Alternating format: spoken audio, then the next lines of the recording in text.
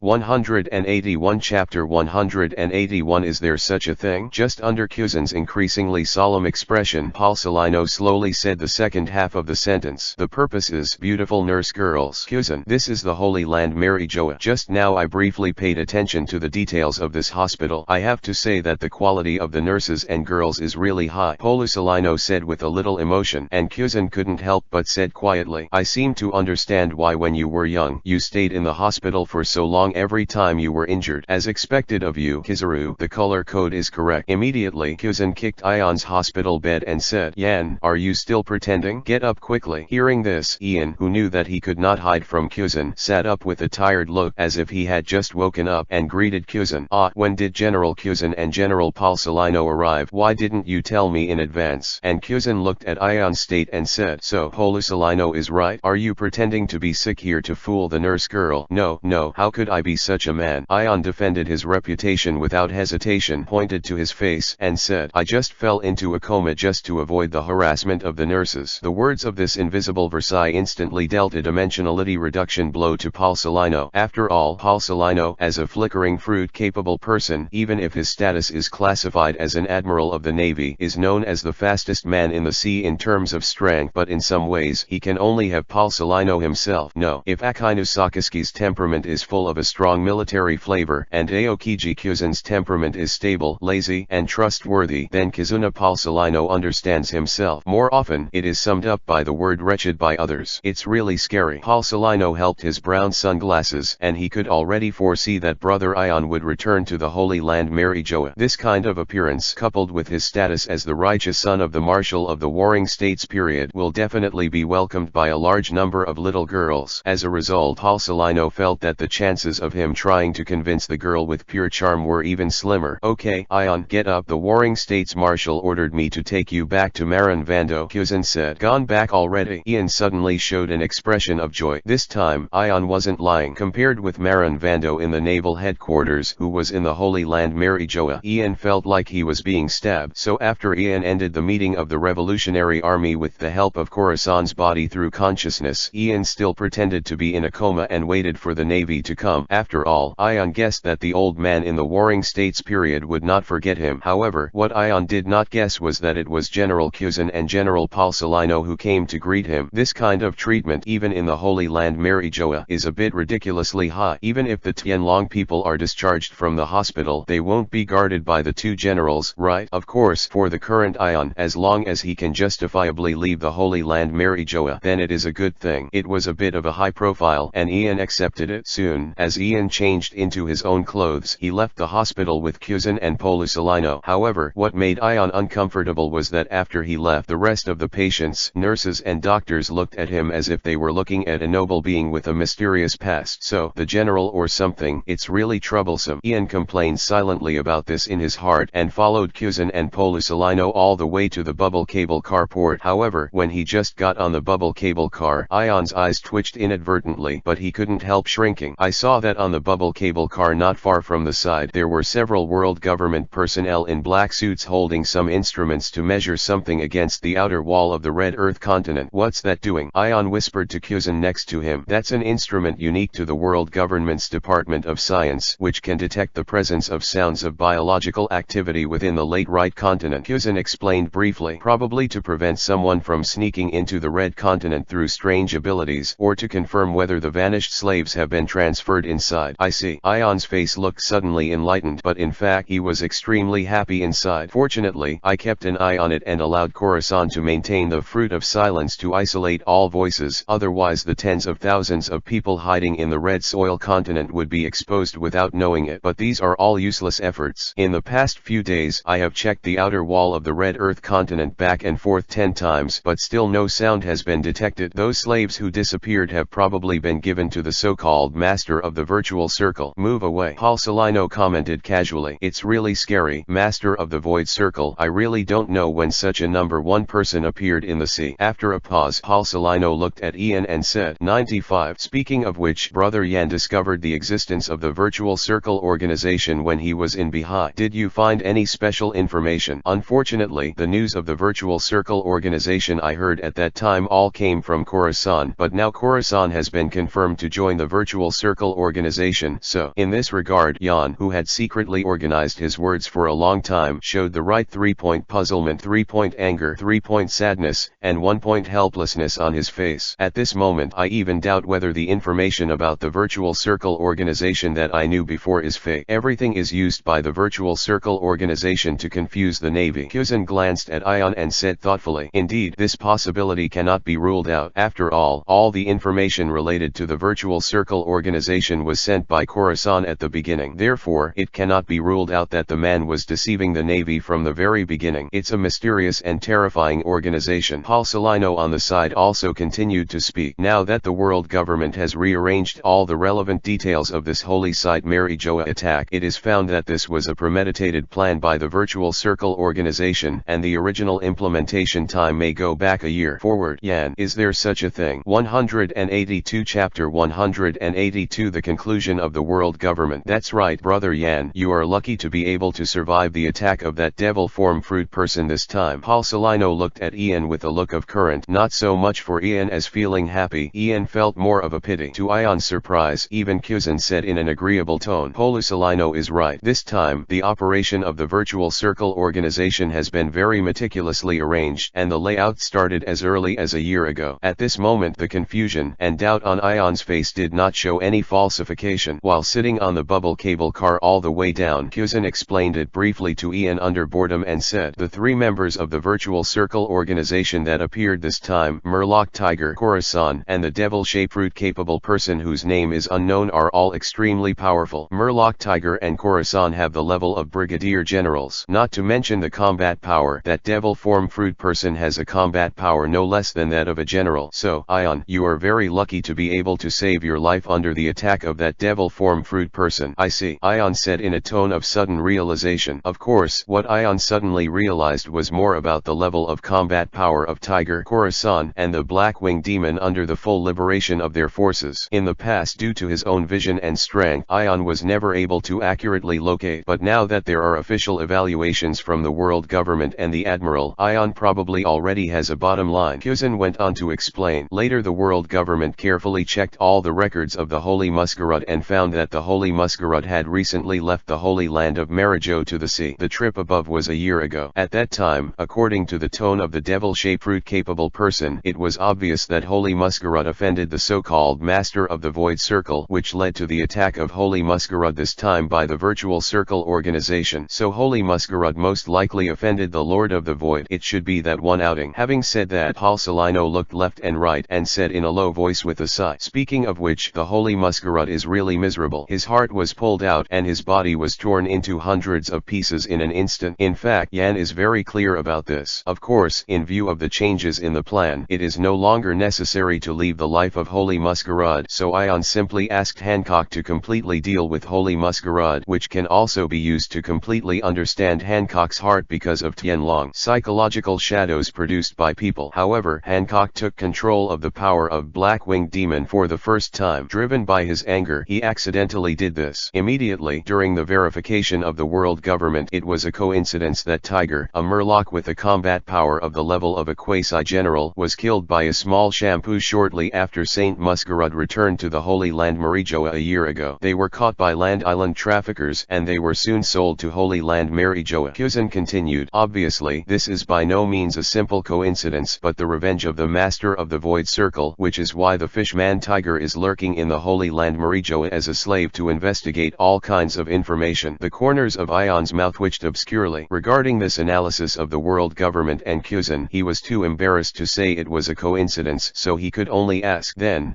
why save those slaves? "It's very simple." Even the answer came from Khorasan's mouth. Kuzan replied, "Huh? When did it happen?" Ion was stunned. "Naturally, it was said when Khorasan and Tiger led the slaves to jump off the Red Soil continent while you were in a coma. It's normal that you don't know," Kuzan said. Being mentioned by Kuzan, Ion blinked in confusion, as if he had already recalled it. Of course, in order to fool the slaves into jumping off the cliff without exposing the support of the Revolutionary Army below, Ion could only use the Virtual Circle organization as an excuse to give the slaves courage. It's just the world government really believes it all, and Kuzan looked at Ion's confused eyes and thought he hadn't figured it out yet, so he could only continue to explain. Subsequently analyzed by the world government, the reason why we want to save those slaves is most likely that Tiger developed a heart of compassion when he was lurking in the world government as a slave and had the idea of saving these slaves. And this kind of thinking is also completely in line with the character traits constructed by the world government's collection of information on Tiger's past records. It is precisely because of this that Tiger suddenly escaped from the Holy Land Marijoa a few days before the attack of the Devil Fruit ability. Perhaps Tiger was going to see the Lord of the Void at that time.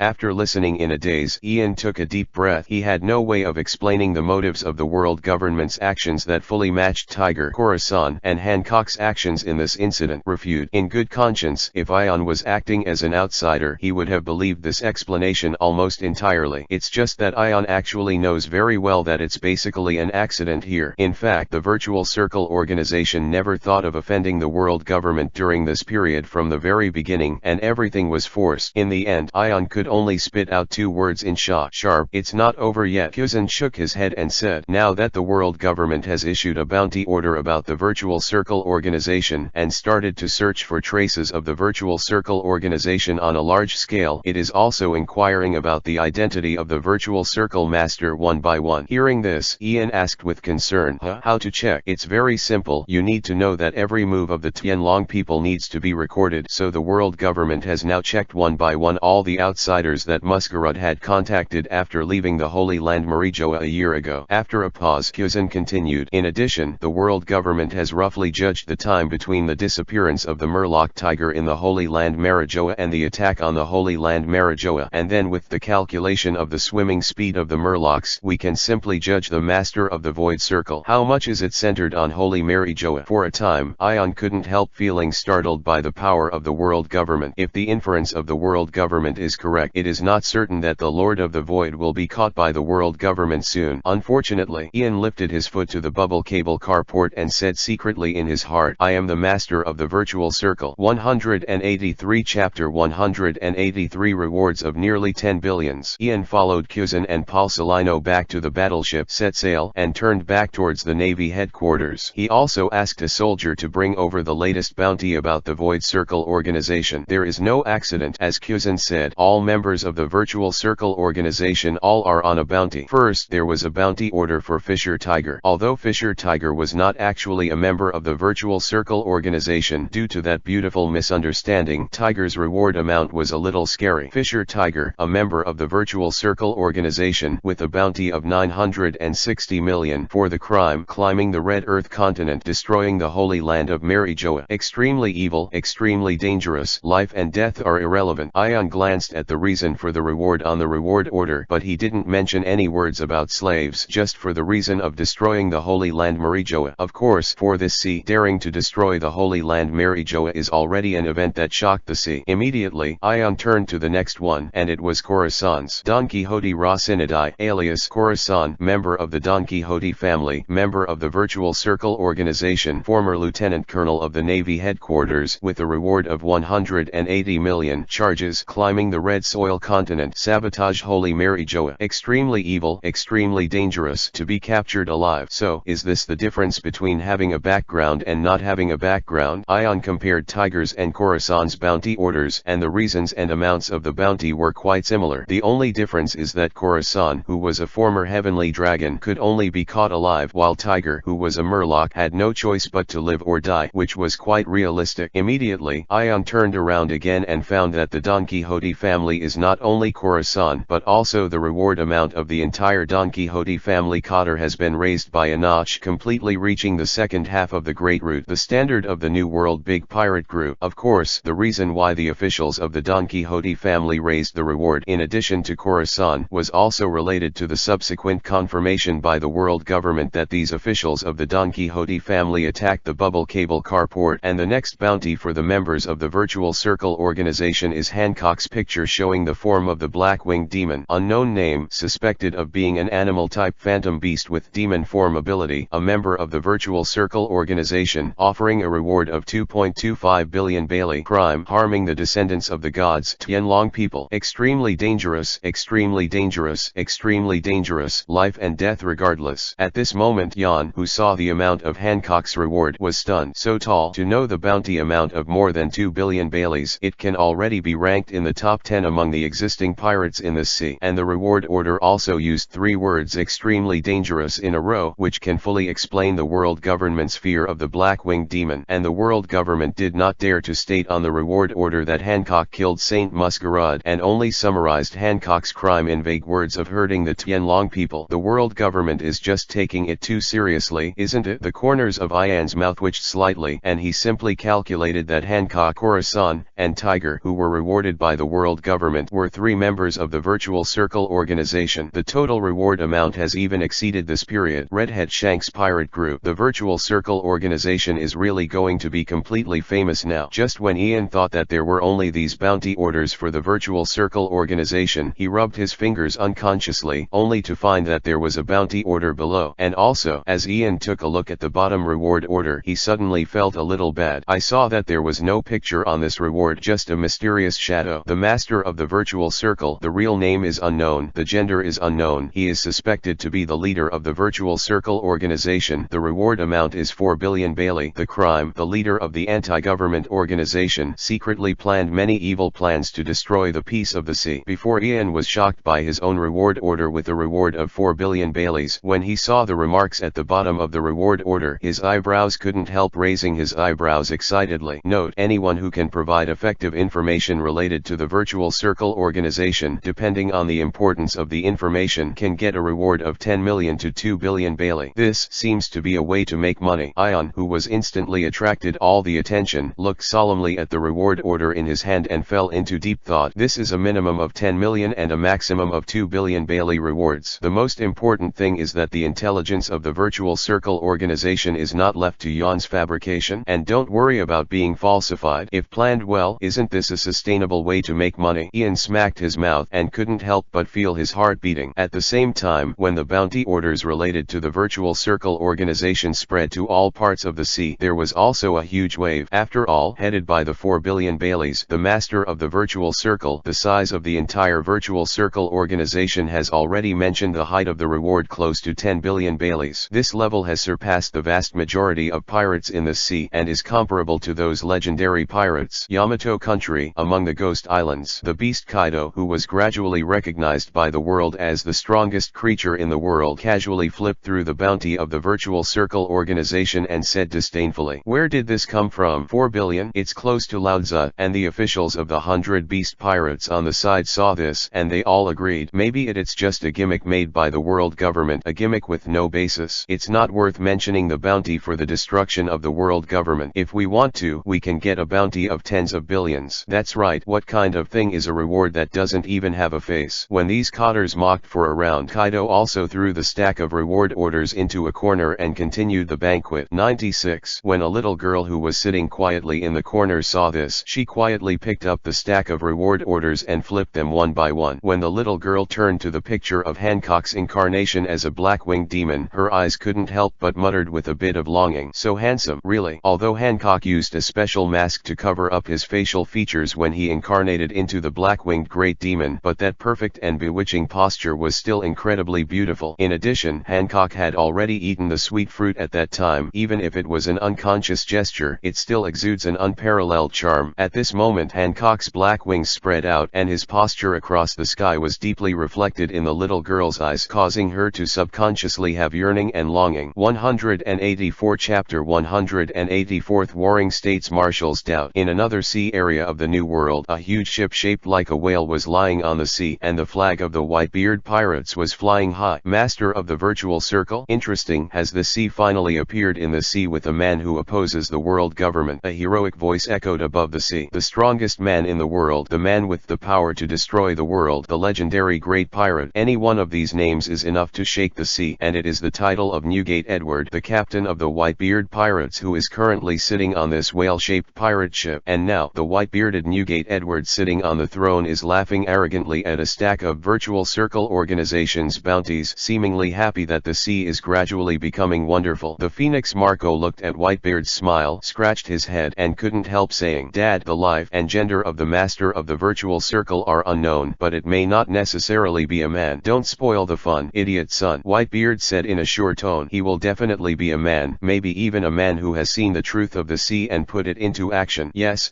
Dad, if you think the master of the Virtual Circle is a man, then he is a man." Marco reluctantly reluctantly responded to this often unreasonable old man. Whitebeard listened to Marco's helpless words. The corners of his mouth couldn't help bending, and then he whispered, "I just don't know if this man is the one Roger is waiting for." Immediately, Whitebeard laughed and said, "Goo la la la, if it's that kind of interesting man, then we will meet sooner or later, and then we will naturally know." "Really? If that's the case, I'll ask other people to help Dad pay attention to the thinking of the Virtual Circle organization." Marco heard the words and said, "That kind of thing doesn't matter at all. What matters now is to drink a sip of wine." Whitebeard said, "Can't." Marco spread his hands and said, "The doctor has already said, Daddy, you have to limit your drinking. The fine wine has begun to affect your physical condition." "Idiot son, fine wine will never make a man weak. It will only give a man the courage to cross the sea." Whitebeard taught in a serious tone and said, "So, I'm happy today. I'm going to have a banquet." "Idiot sons." As Whitebeard's voice spread throughout the sea, all the members of the Whitebeard pirates who maintained the fleet with the scale of more than 10 pirate ships immediately cheered. "Really?" Marco's expression twitched slightly, completely helpless. All right, Marco. Daddy has already given orders, so that's all it takes. Let Daddy quit drinking tomorrow." Jaws, who was standing aside, said with a heartless smile. When Marco heard the words, the dead fish couldn't help but roll his eyes, fully aware that this was almost impossible. Only, Marco looked at Whitebeard's heroic and stalwart figure, as if he could take on all the challenges in the world. Compared with the rest of the crew who were immersed in Whitebeard's strongest name, Marco knew that Whitebeard's body had already signs of aging and frailty are beginning to appear. In addition, other big pirates like Big Mon, Charlotte Lingling, Red-Haired Shanks, etc. have also noticed the Virtual Circle organization, a very unfamiliar existence in the past. In the eyes of other pirates, bounty hunters, or civilians, everyone's attitude is also completely different, or awe, or greed, or fear, or worship. But what is certain is that since then, the Virtual Circle organization has broken into the eyes of the world in a way that is extremely rude and cannot be ignored. And in the eyes of the world, the mysterious and powerful Lord of the Void. The expression on this moment, he looked extremely dignified, and his hands trembled slightly with tension. "Guru." Ion swallowed his saliva, still hesitating whether to open the door in front of him. "Behind the door, waiting for you to be likely to be the 7 wolves. Come in, little bastard." At this moment, the voice of the Warring States Marshal came from inside. The door was also opened from the inside, and the figure of the Warring States Marshal appeared in front of Yan. Compared with 7 years ago, the Warring States Marshal looked much older, and he had completely entered the middle-aged stage, holding a cup of fragrant tea in his hand. But the sharp-eyed Yan found that there were still a few grains of wolfberry in it. Ian's eyes turned unnaturally to one side, like a child who had just returned home after a long absence from home. "That old man, early." "Humph." The Warring States Marshal snorted coldly, glanced at the intact Ion, turned around and returned to the living room without speaking. And Ion smashed his mouth and followed the Warring States Marshal in. "Speak." The Warring States Marshal sat on the sofa and said in a calm tone. "What?" Ion asked rhetorically, pretending to be stupid. "The Virtual Circle organization, Khorasan, and the fruit of the operation, the matter of Saint Muscarad. Let's talk about it." The Warring States Marshal continued. Aha. Yan smirked and said with a puzzled look, "Old man, I don't quite understand what you mean. Haven't I explained all those things clearly?" The Warring States Marshal glared at Yan fiercely and said, "Do you think I'd believe those were just coincidences? You bastard." "What a coincidence, old man." Ion, who thought that the Warring States Marshal had some evidence, secretly sighed with relief and said with a bitter face, "As the saying goes, hemp ropes are cut at the finer points, and bad luck only finds those who suffer. Alas, my life is so bitter, and I have been involved in various incidents one after another." "Okay, I'll take those as coincidences. Then explain to me, how did you defeat Doflamingo, and where did you get your power?" Having said this, the Sengoku Marshal's eyes became serious, staring at every change in Ion's expression. If it is said that at the beginning, the Marshal of the Warring States was only surprised and relieved that Ian defeated Doflamingo. However, when Khorasan, the silence fruit-capable person, joined the Virtual Circle organization and suddenly mastered the combat power of the Brigadier General level, the Warring States Marshal had doubts about Yan. Especially this time the Virtual Circle organization attacked the Holy Land Marijoa, and Ion happened to appear at the mansion of Holy Muscarad again. The members of the Virtual Circle that attacked Holy Land Marijoa were not 3 but 4, and the last one is likely to be Tefimur Ian. Of course, this suspected Warring States Marshal did not inform anyone, but chose to question Yan directly. 185-185th chapter. This bastard must be abandoned. It has to be said that the issue of the Warring States Marshal stuck in Yan's death hole, because no one understands Ion's physical condition better than Marshal of the Warring States period. Maybe people like Lieutenant General Crane will believe that Ion has grown up. But the Warring States Marshal knew very well that Ion's body had already reached a limit and it was impossible to grow at all, and his combat power should not have been greatly improved. Because of this, the Sengoku Marshal would doubt the source of Ion's power to defeat Doflamingo, especially with Corazon's changes after joining the Virtual Circle organization. As a comparison, the Warring States Marshal naturally had such doubts. However, just as the Sengoku Marshal was waiting for Ion's answer and his heart was already prepared for the worst, what the Sengoku Marshal did not expect at all was clap clap clap. Ion's big tears fell down his cheeks just like that. Hey hey hey. Seeing this scene, the Warring States Marshal immediately panicked and said at a loss, "Bastard, you just talk well. What are you doing?" No. Ian raised his hand to wipe the tears from the corner of his eyes and said with a smile on his face, "Old man, I'm just too happy. It's really nice to be able to come back alive to see you." Suddenly, the heart of the Warring States Marshal seemed to be pinched by something and his expression softened instantly. "You bastard, just say what you want. What tears do the men shed?"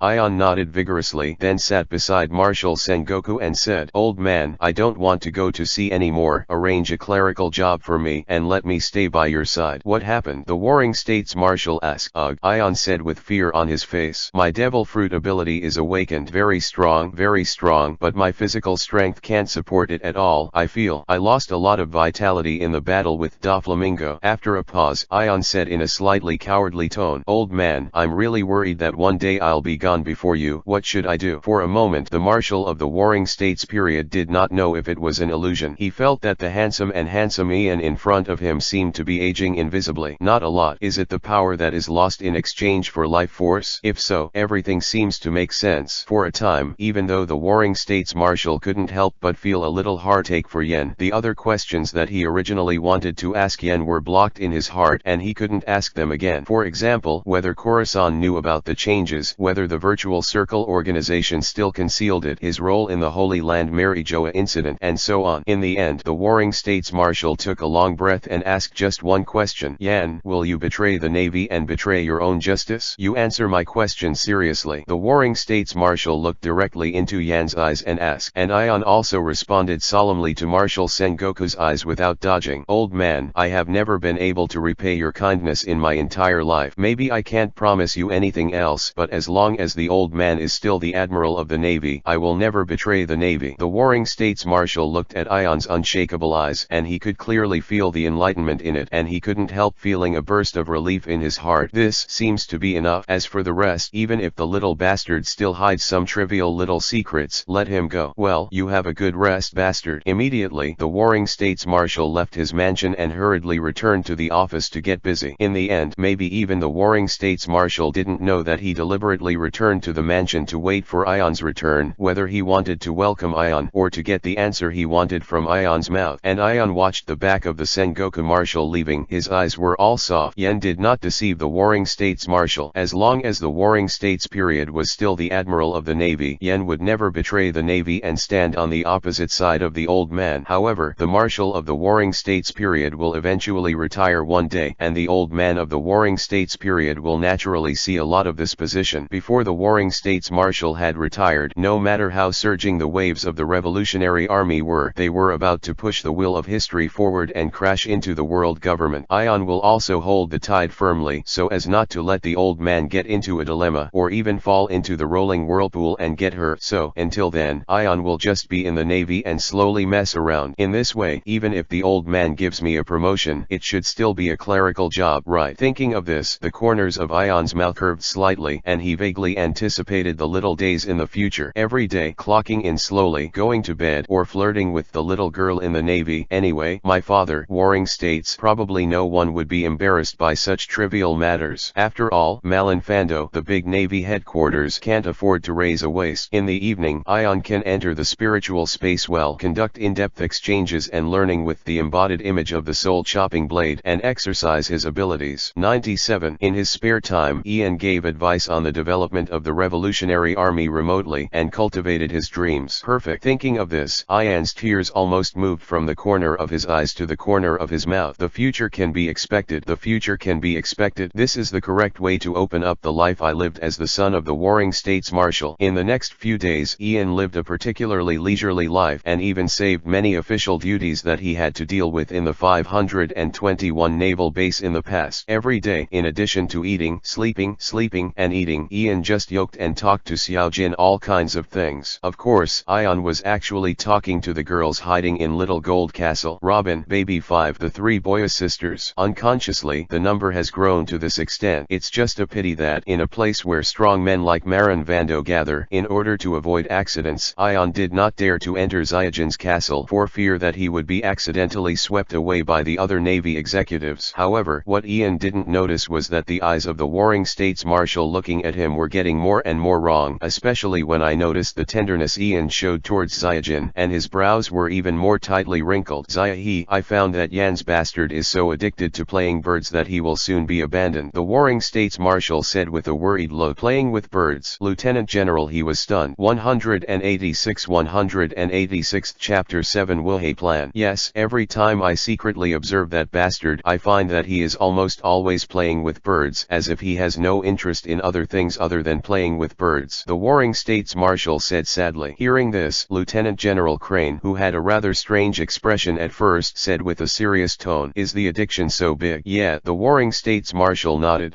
Now, even with Lieutenant General Crane's knowledge, he can't help but feel it got a little tricky. After all, this kind of thing can be big or small, and being addicted to something is basically a small thing, and a big one that hurts the body. Could it be that Ion suddenly became idle, causing him to be too lonely, so he turned his attention to this aspect? Lieutenant General Crane guessed. Possible. The Warring States Marshal nodded and said, after all, it's been 7 years since Ion returned to Marin Vando. He has nothing to communicate with, so it's too boring. Hearing this, General Crane couldn't help but smashed his mouth, and his eyes glanced at the Warring States Marshal intentionally or unintentionally, deeply doubting whether the Warring States Marshal was discussing this kind of thing with her. The goal of that. After hesitating for a while, Lieutenant General he still spoke. Later, shall I ask Jun to visit him? The Warring States Marshal, who was completely inexperienced in how to take care of his nearly 300-month-old child, was overjoyed and said, also, the communication between peers should be much smoother. Lieutenant General Crane. If it hadn't been for Lieutenant General Crane to have clearly noticed the change in Jun's feelings towards Ion, Lieutenant General Crane would have really wanted to slap the Warring States Marshal with a big-eared scratcher at this moment. Is this old thing already so eager to have a grandson? However, the Warring States Marshal didn't notice the change in Lieutenant General Crane's eyes, but felt a little inexplicable. But soon, the Warring States Marshal returned to work, took out a document from the table and handed it to Lieutenant General Crane and said, Xiaohe, look at this, the latest resolution from the 5 old stars. General Crane took the document, and as the document was opened, his expression became solemn. After a long while, as General Crane carefully read the entire document, the whole person also fell into deep thought. Has it been decided by Lord 5 old stars? After a while, Lieutenant General Crane asked. The Warring States Marshal retrieved the document from Lieutenant General Crane and said, it's basically settled. Lord Wu Laoxing believes that the current situation in the sea, relying on the strength of the Navy alone, is not enough to maintain the calm of the sea. It's raising tigers. Lieutenant General Crane commented, this so-called Kai Wuhe plan is entirely to cultivate a group of pirates to check and balance the pirates, and to promote more fierce battles between the pirates by means of differentiation. The final result is likely to lead to the complete growth of those Kai Wuhe. Stand up, the Warring States Marshal said with approval. My opinion is similar to yours, Xiaohe. However, the previous 5 old stars were hesitant to implement this plan, but in recent years, the influence of the Navy in the New World has gradually declined, and the Virtual Circle organization has attacked the Holy Land. Mary Jo's event comes up. Today's 5 old stars have almost unanimously decided to pass the Kai Wuhe plan, thinking that it is possible to win over some pirates for the use of the world government, thereby curbing the increasingly violent era of pirates. Hearing this, Lieutenant General Crane could not help but sigh and said, in the final analysis, Lord 5 old stars did not regard the pirates that caused the chaos of the sea as an existence with opposing positions. In their eyes, the stability of the sea is more important than everything else. Be careful, Xiaohe, the Warring States Marshal reminded in a low voice, and then said, however, this is something that can't be held. Different positions have different things to consider. What our Navy needs to consider is to destroy the Navy and maintain the justice of the sea. And standing in the position of the 5 old stars, the more important thing is always the status and majesty of the world government, as well as the stability of the entire sea, especially now that the existence of the Virtual Circle organization has made the 5 old stars aware of the sense of crisis, so it is normal to create a Kai Wuhe system to gather some of the pirates' power. Lieutenant General Crane didn't know about about these things. It's just that once the 7 Wilhei plan is implemented, it will undoubtedly show the incompetence of the Navy, which is also what Admiral Tsuru is dissatisfied with. Hey, I hope this so-called Kai Wilhei plan can really play a certain role and contain the situation in the sea. Hope it. The Warring States Marshal followed suit and said, however, the 5 old stars have not decided on the candidate of Kai Wilhei and intend to refer to the opinions of our Navy. Well, we still need to slowly find suitable candidates for this. After all, one is recognized by the world government and has the privilege of plundering and other privileged pirates. If one is not careful, it is very easy to have a strong destructive force on the peace of the sea. Lieutenant General Crane said, that's right. Yen didn't know anything about the emergence of the 7 Wilhei project at the moment. Perhaps even if Ion knew, he wouldn't care too much at all. At this moment, Ion spends more energy in his spare time basically paying attention to the development of slave settlements in the inner walls of the late Right continent. Thanks to the efforts of Mori, the pushing fruit ability, the current cave has expanded more than 10 times than at the beginning, and for the sake of privacy, the cave area has begun to expand under the sea. After that, it will start to divide each area according to the port plan, and while the slaves are completely settled, a hidden port will be opened under the water that traverses the front and back of the great shipping route. In this way, the Red Earth continent, a natural moat, will be useless to the Revolutionary Army. The only thing that made Yan a little helpless was that the men on the sea advocated the nature of freedom, which also made Tiger and Khorasan unable to resist the urge to go to sea, and they had already set sail again. Among them, Fisher Tiger formed the Sun Pirates with the Murlocs as the core, and started sailing adventures on the sea, and Khorasan once again led the Don Quixote Pirates and continued to go to the New World in the second half of the Great Route as originally planned. However, when Tiger and Khorasan went to sea, they also took away the pirates who advocated freedom among the slaves and may become an unstable factor in the port in the future. In this way, it can be considered to solve one of the problems of the port dealing with those slaves who want to go to sea. Lying in the courtyard of the mansion, basking in the sun, listening to Robin's voice reporting in his ear, Ion said helplessly, I don't understand. What's good about going to sea? Is it delicious to eat and drink every day? 187th chapter Dressrosa Kingdom. The New World in the second half of the Great Route. The Kingdom of Dressrosa. This is a tropical island with a resort-like atmosphere and fragrant flowers. On a flat and indifferent day, the sentinels who were constantly monitoring the movement of the sea and guarding against the attack of pirates were watching back and forth. Huh? What is that? Mantis. The sentinel looked at the outline at the end of the sea from a distance and couldn't help but say suspiciously, then picked up the monocular and looked over. The next moment, as the sentry saw clearly the pirate flag on the ship that looked similar to the Mantis, his pupils could not help shrinking, and he screamed, big pirates, Don Quixote pirates. The virtual circle organization is here. Immediately, the civilians on the coastline of Dressrosa Kingdom were stunned for a moment, then made a mess, screaming and running away. Even in the New World, where pirates with hundreds of millions of Bailey's bounties can be seen everywhere, Khorasan, whose bounty is as high as 180 million, is still a veritable big pirate. It is common for a big pirate of this level to destroy a country with just one displeasure. Not to mention a big pirate like Khorasan who dared to attack the Holy Land Marijoa and was marked as extremely evil and extremely dangerous by the world government. Chaos soon spread throughout the entire Dressrosa Kingdom, and every household knew that the terrifying Don Quixote pirates were heading towards the Dressrosa Kingdom. At this moment, in the palace of Dressrosa Kingdom, King Liku clenched his fists tightly, realizing that what he was most worried about had happened. The Don Quixote family is back. When the world government raised Khorasan's bounty to 180 million Bailey, when King Liku saw the bounty order, his heart was already covered with a haze, and he vaguely guessed that it is very likely that the kingdom of Slaza will meet that terrifying enemy, because the Don Quixote family was the earliest ruler of the Dressrosa Kingdom. It's just that 800 years ago, the Don Quixote family abandoned the Dressrosa Kingdom and went to the Holy Land Marijoa to become the Dragon Clan. After that, after a series of chaos in the Dressrosa Kingdom, the Liku family became the new king of the Dressrosa Kingdom, and it continues to this day. Gollum, I will not easily hand Dressrosa back to a tyrant like the Don Quixote family. King Liku muttered something, and then proceeded according to the established response plan. Contact the world government for help, arrange for the princess to go to a shelter, let the citizens hide at home and not go out, ask the allied neighbors to send assistance, finally gather the strength of the whole country to fight against the Don Quixote pirates to delay time. As the 3 ships of the Don Quixote pirates landed, Khorasan looked around and saw that the entire Dressrosa Kingdom was in a state of silence. No one was walking on the street, only an army of several thousand men was lined up in front, ready to meet the enemy. Tyranny. Ho ho ho. Young master, is this our future base camp? It doesn't look very good. It looks so poor. It's really not very good. The equipment of those soldiers is also very simple, but their mental outlook is not bad. They can barely be regarded as elite soldiers in the new world. Do they intend to fight our Don Quixote family with such a gesture? Interesting. Along with the unbridled discussions among the officials of the Don Quixote family, with Corazon as the head, the members of the Don Quixote family disembarked from the boat one after another, and soon King Liku's original solemn expression became horrified. So many people. Among the 3 pirate ships, there was an endless stream of pirates following Corazon, one after another, as if there was no end. 3,000. It seems that the number is far more than 3,000. The number of pirates is actually more than the soldiers under his command. Immediately, the vague hope in King Liku's heart completely turned into bleak. Absolutely, there is absolutely no chance of winning. And Corazon brought his own cutters and most of the pirates composed of slaves to the front of King Liku. Just when King Liku looked pale at the young face of Corazon, who was close at hand, he was trembling and didn't know what to say. Corazon stretched out his palm towards King Liku and said in a gentle tone, "The Dressrosa Kingdom has taken care of the Liku family for hundreds of years." Copyright 2022 Fanfiction, all rights reserved. 98. Corazon's peaceful attitude completely exceeded King Liku's expectations. After hesitating for a while, King Liku put away the sword in his hand, turned over and dismounted, took Corazon's palm, and asked, "Road, the descendants of the Don Quixote family, what are your plans for returning to the kingdom of Dressrosa?" "If I say, I hope the Don Quixote family can re-rule the kingdom of Dressrosa, can the Liku family agree?" Corazon asked. "Absolutely impossible." When it comes to this bottom line issue, Liku Wangming knew that he was at an absolute disadvantage, but he still said it firmly. "It is impossible for me to return the people to the hands of the former tyrant," Corazon said with a laugh. "Ha ha ha, King Liku, although I have left my identity as a celestial dragon, don't forget that the Don Quixote family is also a celestial dragon. Your words have constituted treason in a sense." In an instant King Liku's face turned pale, and he realized that he was excited but said everything in his heart that he shouldn't have said. But immediately Corazon's tone changed and said, "Actually, I think what you said is actually quite reasonable. The Don Quixote family was indeed called a tyrant, and after gaining the status of Tianlong people, they abandoned the kingdom of Dressrosa without hesitation. It was not the work of a qualified king." King Liku frowned tightly, not knowing what Corazon was trying to say. "It's just, King Liku, this sea is always respected by the strong. After the kingdom of Dressrosa lost the power of the Don Quixote family, the past 800 years have been very poor and hard, and under the circumstance that they are unable to resist the invasion of pirates, it can only be avoided by this method: arouse the coveted by pirates. Such a cowardly and powerless king will also only be a tragedy for the citizens of Dressrosa Kingdom." Corazon's words pointed directly to the point, and King Liku was annoyed and angry, but he was unable to refute. "If the kingdom of Dressrosa is located in the 4 seas, and even in the first half of the Great Route, it can be called a strong country, and you can try to defeat the intrusion of pirates with the power of soldiers. However, this is the new world, a sea area where strong men gather and big pirates abound. There is no real top power. Then it will only be a lamb to be slaughtered." 188th chapter, Constitutional Monarchy. "So, Don Quixote Ross Indy, what do you want to do? Use pirates to forcibly capture the kingdom of Dressrosa by force?" King Riku asked. Corazon smiled, and instead of answering King Liku's question directly, he continued, "Dressrosa needs enough force to ensure the security of the country, and what you are worried about is that after the kingdom of Dressrosa returns to the management of the Don Quixote family, it will encounter the same situation as it did 800 years ago. Tyranny, right?" King Liku took a deep breath, thought for a moment, and said, "That's right. The Liku family doesn't miss the so-called king's position, but they will never allow the king's position to be handed over to the Don Quixote family, who once deeply hurt and finally abandoned the entire kingdom. I actually thought about this question before I came here, so I asked a friend for advice." After a pause, Corazon continued, "Have you ever heard of a constitutional monarchy?" Constitutional monarchy. King Liku was a little confused. The so-called constitutional monarchy, by limiting the power of the king. As Corazon quietly opened the ability of the Fruit of Silence, King Liku was enveloped in it, and then roughly talked about the concept of constitutional monarchy, and King Liku's eyes slowly widened, as if he had seen a new world. The friend Corazon said was of course Ion. At that time Corazon confided his feelings to Ion. When troubled, Ion's suggestion to Corazon was a constitutional monarchy. Of course, Ion is actually not very clear about the specific system of the constitutional monarchy, but Ion just proposed such a concept, which is already a pioneering idea for the sea. As long as the thinking is correct, then the corresponding system can naturally naturally be formed according to the actual situation. After a while, as Khorasan regained the ability of silence fruit, King Riku chose to kneel on one knee without hesitation and took off the sword from his waist and raised his hands over his head. The Liku family, willing to admit that the Don Quixote family will be the royal family of Dressrosa. With a solemn expression, Khorasan took over the sword held high in King Liku's hand and replied, "Prince Liku, you will be the prime minister in the future, and the kingdom of Dressrosa will continue to trouble you." Soon, following King Liku's signal, the 3,000 kingdom soldiers who had been waiting behind him also knelt down toward Khorasan. "Meet the king. Holy land Marijoa, between powers." Snap! The blonde 5 old stars smashed the 2 pieces of information on the table and said, "Fisher Tiger and Khorasan, members of the Virtual Circle organization, have already emerged above the sea. Let's take a look." As the information was circulated in the hands of Wu Laoxing, the bearded Wu Laoxing was the first to speak. "Trouble. The Murloc Tiger established the Sun Pirates, and almost all the Murlocs on board are sailing in the direction of the 4 seas. It is extremely difficult to encircle and arrest them." The bearded 5 old stars made a simple calculation and said, "Based on the combat power shown by Murloc Tiger and the situation of the rest of the Murlocs, we can either send Admiral Aokiji and Admiral Kizaru at the same time plus 5 battleships to encircle, or lure the Sun Pirates ashore and send a general and 3 lieutenant generals will ambush. Otherwise the Sun Pirates will not be able to be trapped." As soon as the results of this calculation came out, the other 5 old stars also understood that things were difficult to do. The configuration of all the Murlocs of the Sun Pirates gives them an unparalleled advantage over the sea. When one sees the situation is not good, everyone sneaks into the sea to escape, and it is extremely difficult to encircle and suppress them. What do you say about the pirate ship?" A group of Murlocs directly pulled the boat, and it was not difficult to dive into the sea with all their belongings. However, the admiral is not a Chinese cabbage on the street, basically a radish and a pit. Each general has their own responsibilities, and moving the generals away from the naval headquarters for a long time may cause the naval headquarters to be attacked by some pirate lunatics, or to attack other important naval branches. The blonde 5 old star then said, "Merman Tiger is not the most troublesome. The Khorasan who went to the New World is even more troublesome. He even dared to attack the kingdom of Dressrosa. The country is bound to protest. It's just that the Don Quixote Ross Indy, who was renamed Khorasan, has the power to compete head-on with Commander Cyborg Air for a short period of time, and he may not be able to catch him with the strength of a naval admiral alone. That environment of the world." The blonde 5 old stars did not speak, but the other 5 old stars already understood the concerns. Now that the situation in the New World has become more and more violent, it is difficult to find the big pirates who headed to the final island. Ralph drew in the short term and began to fight with each other, constantly fighting for the title of Sea Emperor. Under such circumstances, it is extremely dangerous for the Navy to send more than 2 generals into the waters of the New World. If the emergence of the Navy triggers a collective backlash from those big pirates and leads to an accident in the Navy's highest combat power, which plays an important role in stabilizing the sea situation, it will seriously affect the Navy's strength and further damage the deterrent power of the world government. Not only that, when we arrest the members of the Virtual Circle organization, we also need to carefully consider another issue, that is, the possibility of reinforcements from the members of the Virtual Circle organization appearing, such as the demon-shaped ability, or even attracting the Virtual Circle, the Lord of the Circle shot. The bearded 5 old star said cautiously, "Under the condition of unclear intelligence, once it is countered by the Virtual Circle organization, there may be extremely serious consequences. In the final analysis, it's still a matter of intelligence." Regarding this mysterious Virtual Circle organization that suddenly appeared, we have learned too little information for the time being, let alone the capabilities of the members of the Virtual Circle organization and the information of the master of the Virtual Circle, and even I don't even know how many people there are in the Virtual Circle organization. The curly-haired 5 old stars who were thinking silently on the side spoke and finally concluded, "So, instead of taking risks, it is more important to first confirm the information of the Virtual Circle organization before making countermeasures. But just let the members of the Virtual Circle be active on the sea. Turn a blind eye." "How to deal with the request of King Liku of Dressrosa Kingdom?" asked the bearded 5 old stars. Sitting in a corner, the bald-headed 5 old stars, who have been quietly wiping the first-generation ghost in his hands, suddenly spoke up. "Everyone, Khorasan's attack on the kingdom of Dressrosa is a very interesting phenomenon. Don't forget the past history of the Don Quixote family." 189th Chapter 7 Wuhei Candidates. Obviously, as the world the official in power of the G government, Wu Laoxing knew the past of the Tianlong people extremely extremely well and immediately thought a lot. The reason, or the purpose, of Khorasan's attack on the Dressrosa kingdom was originally something worth pondering. Could it be that, in Khorasan's heart, his purpose is to revive the glory of his Don Quixote family? The bearded five-old star speculated, it's possible, if Khorasan wants to become the king of Dressrosa again, and the purpose is to revive the glory of the Don Quixote family, then there is a lot to use in this matter. The 8-character beard five-old star said. The blonde five-old stars also responded and asked, you mean, maybe the world government can try to win over Khorasan again to obtain information about the Void Circle organization? That's right, the 8-character beard five-old star said. Isn't Doflamingo who would rather cut off his father's head before returning to the Holy Land Marijoa to restore his identity as a dragon man? It is possible that Khorasan's thinking was with his brother Doflamingo consistent. So, before Wu Laoxing could finish speaking, the blonde Wu Laoxing interrupted. This kind of thing is absolutely impossible to agree to. Back then, Don Quixote Huoming, the ancient sage, voluntarily abandoned the identity of the Tianlong people and shamed the whole Tianlong people. In order to maintain the dignity of the Tianlong people, it is absolutely impossible to allow it. The descendants of this disgrace have once again become the dragon race. The resolute words of the blonde five-old stars have also been recognized by the other five-old stars. In any case, the status of the Tianlong people must be maintained. If it is like this, the bearded five-old star suddenly thought of something and said, then what is the condition for the status of the King Shichibukai? And on behalf of the world government, the kingdom of Dressrosa, which recognizes the domination of the Don Quixote family, uses these conditions to win over Khorasan. The bearded five-old star said with approval, it's feasible. If Khorasan really wants to revive the Don Quixote family and re-rule the kingdom of Dressrosa, these are conditions that he can't refuse. However, how to contact Khorasan? Send CP0 members, asked the blonde five-old stars.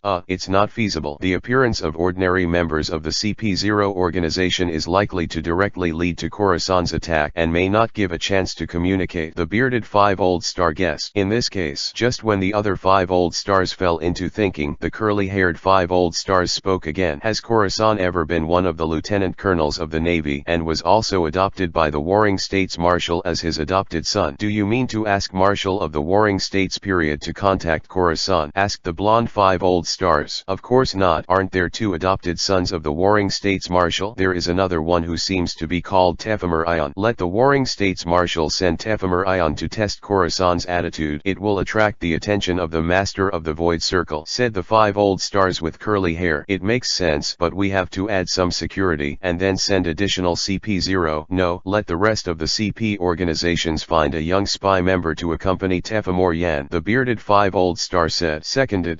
Soon, the five-old stars sent the results of the negotiation to the hands of the Marshal of the Warring States period. What? Yan, who was suddenly called to the Warring States office, thought that the old man had let him idle for so long and was about to assign him a clerical job, but was suddenly told such a task. Let me find Khorasan. That's right, the Warring States Marshal also said with a rather embarrassed expression. The world government has created a system called the 7 Seas of the Kings under the King, and intends to make Khorasan one of the 7 Seas of Wuhe. So I intend to let you contact Khorasan and persuade him to join the 7 Wuhe under the King. Middle. Ion's mouth twitched slightly, and he quickly understood what the world government meant. Is the world government intending to instigate Khorasan from the Virtual Circle organization? Can you obtain information on the Virtual Circle organization? And he still intends to send the Master of the Void Circle as a lobbyist. Outrageous. Ian swallowed his saliva, fixed his eyes, and asked helplessly, do I have a chance to refuse? The Warring States Marshal also seemed to understand the difficulty of Ion and sighed helplessly and said, I also know that you may not want to see Khorasan who betrayed the Navy and justice now. I feel the same way. Yan, old man, our feelings may be a little bit different. Actually, I just don't want to go to sea. Of course, Ion would not express his inner thoughts, but nodded according to the meaning of the Sengoku Marshal. Yan, it's just that there is no room for refusal this time. This time, the 5 old stars directly asked you to contact Khorasan, and indeed only you meet the conditions for contacting Khorasan. The Warring States Marshal said. Why? Ion was a little puzzled by the statement, and the tone of the Warring States Marshal also seemed to be particularly dignified. Said, the horror and mystery of the Virtual Circle organization is still difficult to confirm, and the rest of the personnel are sent to contact Khorasan. Let's not say whether he will be killed by Khorasan directly, and it may even arouse the vigilance of the Virtual Circle organization in advance. Only you, traveling in the name of your righteous brother, can avoid the above-mentioned problems and have a real chance to communicate communicate with Khorasan. 99. This reason is really enough that Ion can't refute it at all. So, old man, aren't you worried about what danger I'm in? Ion asked. Don't worry, Jun will sail as your adjutant, and you are very clear about her strength. Perhaps because of her age and merit, her current rank is only colonel, but her strength is no less than that of an ordinary lieutenant general, the marshal said, and many more. Immediately, Ion noticed bad information from those words, widened his eyes and asked, Adjutant Colonel Jun is the adjutant? The Warring States Marshal nodded and said affirmatively. Yes, congratulations, Major General Ion. Little, Major General. Ion's whole body is a little shaky, and he just feels dizzy. He was still the rank of Captain of the Navy, and because of Khorasan's reasons, he was attracted by the 5 old stars and even directly dispatched to contact Khorasan. However, now Ion's rank jumped directly from Captain of the Navy headquarters to Rear Admiral. Is that worth it? Don't you have to be hung up by the 5 old stars every day? 190th chapter. Rob Lookie. I object, Ion said without hesitation. As for the reason, it was sprayed out by Ion like a machine gun. A big one-time promotion of the military rank is likely to make the rest of the Navy colleagues question and cause instability. The Warring States Marshal said calmly. You can rest assured that your promotion information will also be publicized. Whether it is merit or strength, it is completely up to the standard. Enough. Yan was stunned for a while. According to Yan's own calculations, there shouldn't be so many merits. In an instant, Ion reacted. This old man, dirty. It must have been secretly doing something to use power for personal gain. However, since the Marshal of the Warring States period dared to say so, he was completely confident and absolutely prepared. Soon, Yan thought of an excellent reason again and objected. The rank of Major General is too conspicuous, which may have the opposite effect for me to contact Khorasan, but will stimulate the Virtual Circle organization. The Warring States Marshal shook his head and said, You can rest assured on this point. For a powerful and mysterious organization like the Virtual Circle organization, do you think it is worthy of the Virtual Circle organization's attention? In fact, it's worth it. Hearing the answer from the Sengoku Marshal, Ion could be said to be crying without tears. You know better than me. However, even if Ian wanted to refute, he did not dare to show the evidence that the Lord of the Void attaches great importance to the position of Rear Admiral of the Navy headquarters. And the Warring States Marshal looked at Yan's reluctance and said simply, Yan, don't think about evading it. The rank of the Major General of the Navy headquarters is also promoted by the 5 old stars. After all, an officer at the Navy level is not qualified to represent the world government, so I specially promoted you to the rank of Major General in order not to irritate the Virtual Circle organization and try to make Khorasan feel the sincerity of the world government. Yan, this practice of the world government, let alone a Virtual Circle organization, even the Virtual Circle master is about to be stimulated crazy. For a while, Ion and Sengoku Marshal, who had nothing to say, fell into silence. Go, Ion, stay safe. After a long while, the Warring States Marshal spoke slowly. Try to act cautiously to avoid attracting the attention of the Virtual Circle organization. Maybe because of Khorasan's character, it will not be too difficult for you, but you need to be extremely careful about the Virtual Circle organization. Understand? Yes, Ion said weakly, like a child who was ruthlessly kicked out of the house by a ghost father. Immediately, the Warring States Marshal handed a document to Yan and said, This document contains the bottom line of conditions that you can mention when you contact Khorasan, matters needing attention, and important information that needs to be inquired. You can browse it by yourself and grasp the degree of negotiation yourself. Yes. Ian took the document and responded with a bit of energy. After all, in Yan's view, this document is all about the benefits that the Virtual Circle organization can obtain from the world government. This is barely a consolation prize for Ion, who has always considered himself poor and weak and was forced to become a Rear Admiral at the Navy headquarters. Right? Yes, the world government has also sent a CP9 teenager to assist you in your mission, so pay attention to your words and deeds during the whole process so as not to cause any trouble. In the end, the Warring States Marshal didn't forget to knock Yen, which drove Yen out of the office. CP9 member. After leaving the Warring States Marshal's office, Ian frowned slightly and raised his palm, letting Zyajin fly over his shoulders, but his heart was like a mirror. Assist. More afraid of surveillance, right? Also, did Jun follow along? After thinking about it secretly, Ion suddenly reacted with some hindsight. Hey, the system of the 7 Marshal Seas under the king appeared. This can be regarded as a major event, and even the situation of the entire sea has changed significantly because of this. You must know that with the propaganda of One Piece Roger before his death, countless people rushed to the sea to become pirates, trying to find the legendary treasure, One Piece, which led to a surge in the number of pirates, and the power of the navy gradually increased. Not enough to suppress the entire sea. Therefore, Therefore, the pattern of the sea today is more of a chaos, the internal chaos of the pirates and the chaos of the pirates and the navy, with the formation of the system of King Siakaiwuhe and the great pirates competing for the position of Sea Emperor in the New World. In the second half of the Great Route, the sea will form Navy Kaiwuhe. In the future, the situation of the four emperors triangular check and balance. In this way, it is enough to prove that the influence of each seven Wuhe is huge and the strength is enough to affect the situation of the sea. Or, you can try to get more seats in the Kaiwuhe. Ian suddenly had such an idea in his heart. If it is based on the candidate of Shisabukai in the original trajectory, then as far as the current situation is concerned, Pirate Queen Hancock has replaced Doflamingo's Corazon and Tyrant Basso. Romy Bear will be his own, barely occupying half of the seats. But just as Ian was thinking about a choice, he suddenly felt that a figure appeared in front of him, blocking his way. "Are you Major General Ion?" This voice was rather cold and calm, as if it were a lake without waves. As Ian looked up, I saw a ruthless teenager in a black suit and a black high hat standing in front of him, which made Ian feel a little interesting that, unlike Ian standing with a canary on his shoulders, on his shoulders stood a white dove. CP9, Rob Lookie. Lookie briefly introduced himself. "Oh, Rob Ludge." For this name, Ion has an impression of whether it is a past life or this life. Said, "You are rumored to be the CP9 member who took 500 world government soldiers as hostages when you were 13 years old and chose to deal with 500 world government soldiers first and then deal with the pirates, causing an uproar." Listening to Yan's words, Lucci's eyes were particularly calm and he said without a trace of waves, "This is just the most efficient choice. The incompetent soldiers who have become hostages of pirates, even if their lives are saved, they will only become hostages of pirates again next time, causing the same incident. So, the weaklings who are so pathetic that they can't bear their responsibilities should die." After a pause, Lucci said to Yan coldly, "The same is true for you. If you dragged back during the mission, I will also solve you first." 191 191st chapter. Proud Cat. Yan. Ian never thought that he was the adopted son of the Admiral and that he was threatened before he left the Marine headquarters, and it's life-threatening. Very scary. Ian adjusted his glasses and then said something that opened Lucci's eyes. "Young man, you are saying such a coercive thing here. Believe it or not, if I call for help now, you may be killed by a large number of Navy on the spot." Lucci. In an instant, even with Lucci's coldness, the whole person couldn't help but be stunned. What's going on with this guy in front of him? Is this the Rear Admiral of the Navy headquarters? What kind of strange thinking and brain circuit is this? However, Lucci, who is still young and doesn't look much older than Robin, even though he looks ruthless, he has a somewhat frivolous arrogance in his heart. Not to mention that Lucci is gradually known as the strongest and most ruthless killing weapon in CP9 history, and has the title of CP9 in Judicial Island, the strongest in the past 800 years. Being provoked by Ion's powerful words like this aroused Lucci's anger and disdain, and he shot directly at Ion almost without thinking. "Then try whether you call out for help faster, or if I shoot faster." Just a Rear Admiral of the Navy headquarters, Rob Ludge, a member of the CP9 organization, did not take this identity seriously. Navy Type 6 finger gun. In an instant, Lucci stretched out a hard and straight finger and suddenly poked it towards Ion's chest. "Damn, is this guy really brave?" Ian was completely shocked by Rob Ludge's actions. Although CP9 is one of the world government spy agencies, theoretically it belongs to a different system from the Navy, and it is still an agency of the same level. But this act of directly attacking the Navy in Marinfondo is enough to show Rob Ludge's arrogance, and it can be said that he didn't take the Navy in the least. But Ian looked at the finger that was whipped up by the fierce wind and poked rapidly, but he didn't move. "Young man, if you don't retract this finger, your future life will be less fun." As Jan's voice fell, the next moment a golden streamer lit up from the side, and the last one came straight to Lucci's finger. Whoosh! Under this terrifying slash, Lucci, who was still a little confused about Ion's words, quickly retracted that finger subconsciously. However, before Lucci raised his head to confirm the source of the slash, he felt something hard against his waist. "Yo, you are so brave. You dare to attack my eldest brother." A slightly wretched and somewhat out of place voice sounded behind Lucci. When Lucci, who was completely unaware of the person behind him, froze suddenly, and he was so shocked that he no longer dared to act rashly. Immediately, Lucci turned his eyes quietly, looked behind him from the corner of his eyes, and found that standing behind him was an ugly and wretched naval colonel with buck teeth. As for the hard object on Lucci's waist, it was a small and powerful-looking gun. Subconsciously, Lucci had the idea of avoiding and resisting this seemingly unremarkable short gun in his heart. However, before Lucci could make any response, another slightly obscene and indifferent warning sounded. "Don't move around, little guy. This domineering gun with armed color can easily easily blow up your kidneys. Armed, domineering, or attached to the gun. This is a skill that the average admiral may not be able to master. Suddenly, Lucci, who was completely stunned, didn't dare to move at all. As for those words of "you can shoot me if you have the ability," Lucci, who respects the law of the jungle and the dark justice in his heart, is very wise and did not speak out fearlessly on the basis of his identity as a CP9. Copyright